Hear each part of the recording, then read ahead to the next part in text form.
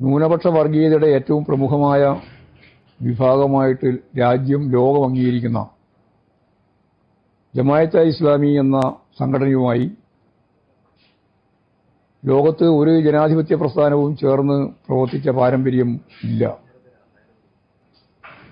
ഇവിടെ വി.ഡി. സതീശൻ എന്ന പ്രതിപക്ഷ നേതാവ്, അതോടൊപ്പം ചേർന്ന് ലീഗും അതുപോലെ തന്നെ കോൺഗ്രസ്, UDF സഖ്യകക്ഷിയെപ്പോലെ ഞങ്ങൾ അസോസിയേറ്റ് ചെയ്ത് വർക്ക് ചെയ്ത് പോവുകയാണ് എന്ന് പരസ്യമായിട്ട് പറയുകയും ജമാഅത്തെ ഇസ്ലാമിക്ക് പഴയ കാലത്തുള്ളതുപോലെയുള്ള വർഗീയ നിലപാടുകളില്ല എന്ന് അവരെ വെള്ളപൂശി അവതരിപ്പിക്കുകയും ചെയ്ത വിചിത്രമായ ഒരു രാഷ്ട്രീയം കേരളത്തിൽ UDF അവതരിപ്പിക്കുകയുണ്ടായി.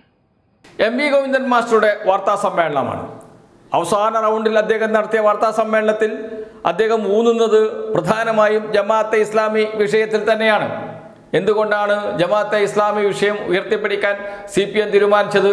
അതിൽ CPIM-ന് കൃത്യം ഒരു രാഷ്ട്രീയ അജണ്ടയുണ്ട്, കൃത്യം ഒരു രാഷ്ട്രീയ നീക്കവും അതിൽ ഒളിഞ്ഞിരിപ്പുണ്ട്. അത് മറ്റൊന്നുമല്ല, ഒരു വെടിക്ക് രണ്ട് പക്ഷി എന്ന് കേട്ടിട്ടില്ലേ? ഒരു വെടിക്ക് രണ്ട് പക്ഷി. അതാണ് LDF-ഉം CPIM-ഉം നടപ്പാക്കാൻ ഉദ്ദേശിക്കുന്നത് നിലമ്പൂരിൽ. ജമാഅത്തെ ഇസ്ലാമി UDF-ന് പിന്തുണ നൽകി. UDF അത് സ്വീകരിച്ചു. വെറും സ്വീകരിക്കൽ മാത്രമല്ല, ഉപാധികളോടുകൂടിയാണ് പിന്തുണ. നിലമ്പൂർ തെരഞ്ഞെടുപ്പ് കഴിഞ്ഞാൽ ചർച്ചകൾ ആരംഭിക്കാം. എന്തിനു വേണ്ടി? വെൽഫെയർ പാർട്ടിയെ, ജമാഅത്തെ ഇസ്ലാമിയുടെ രാഷ്ട്രീയ രൂപമായ വെൽഫെയർ പാർട്ടിയെ UDF-ന്റെ അസോസിയേറ്റ് അംഗമാക്കണം എന്നത്. അതേക്കുറിച്ച് ചർച്ച ചെയ്യാം എന്ന് പറഞ്ഞിരിക്കുന്നു. അത് വാർത്തകളായി വരികയും ചെയ്തിരിക്കുന്നു. ഇത് വലിയ ആശങ്കയുണ്ടാക്കിയിട്ടുണ്ട് മുസ്ലിം സംഘടനകളിൽ. മുസ്ലിം സമൂഹം ഒറ്റക്കെട്ടായി UDF-നോടൊപ്പം നിൽക്കും എന്ന ചിന്ത UDF കേന്ദ്രങ്ങൾക്കുണ്ട്. കാരണം 2024 ലോക്സഭാ തെരഞ്ഞെടുപ്പിൽ ഒറ്റക്കെട്ടായി ന്യൂനപക്ഷങ്ങൾ ഒന്നിച്ച് UDF-ന്റെ പിറകിൽ അണിനിരന്നിരുന്നു, UDF-നോടൊപ്പമായിരുന്നു. അത് ഇനിയും ആവർത്തിക്കും എന്നാണ് UDF നേതാക്കൾ കരുതുന്നത്. അത്തരമൊരു ചർച്ച പൊതുവെ മുസ്ലിം സമൂഹത്തിനകത്ത് ഉണ്ടായിട്ടുണ്ട്. 9 വർഷമായി LDF ഭരിക്കുന്നു, ഒരു മാറ്റം വേണം എന്ന ചർച്ച മുസ്ലിം സമുദായത്തിനകത്ത് വളർത്തിക്കൊണ്ടുവരുവാൻ ജമാഅത്തെ ഇസ്ലാമി, മുസ്ലിം ലീഗ് അടക്കമുള്ള സംഘടനകൾക്ക് ഒരു പരിധിവരെ കഴിയുകയും ചെയ്തിരുന്നു.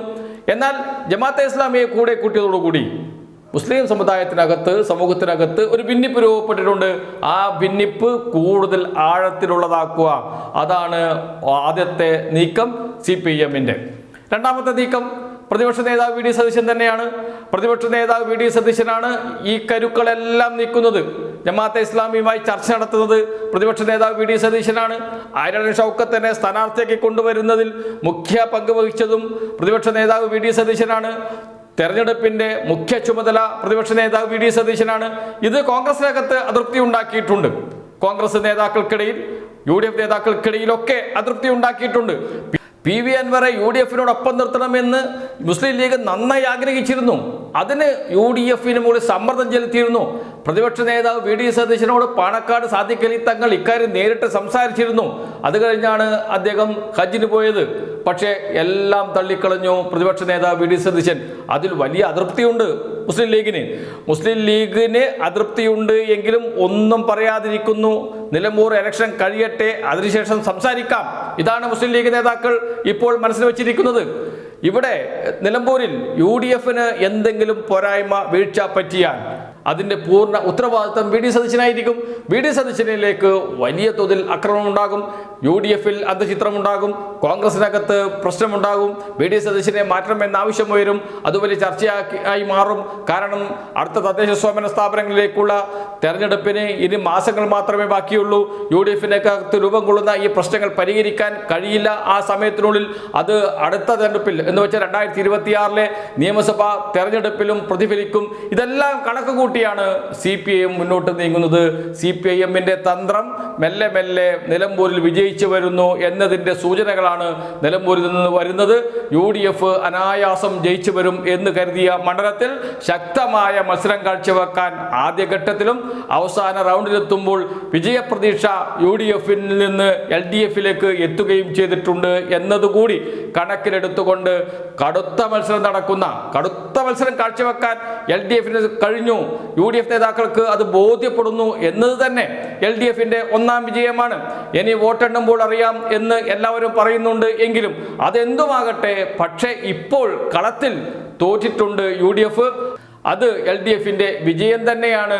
അതുകൊണ്ടാണ് പറയുന്നത് അത് LDF-ന്റെ വിജയം തന്നെയാണ്. ആ വിജയത്തിലേക്ക് LDF-നെ എത്തിച്ചത് ജമാഅത്തെ ഇസ്ലാമി വിഷയം തന്നെയാണ്. അതുകൊണ്ട് തന്നെയാണ് അത് മുറുകെ പിടിക്കാൻ, അതിലൂന്നിയുള്ള പ്രചാരണം അവസാന റൗണ്ടിൽ മുന്നോട്ട് നയിക്കാൻ CPIM തീരുമാനിച്ചത്. അത് വിജയം കാണുമെന്ന പ്രതീക്ഷയിലാണ് LDF നേതാക്കൾ.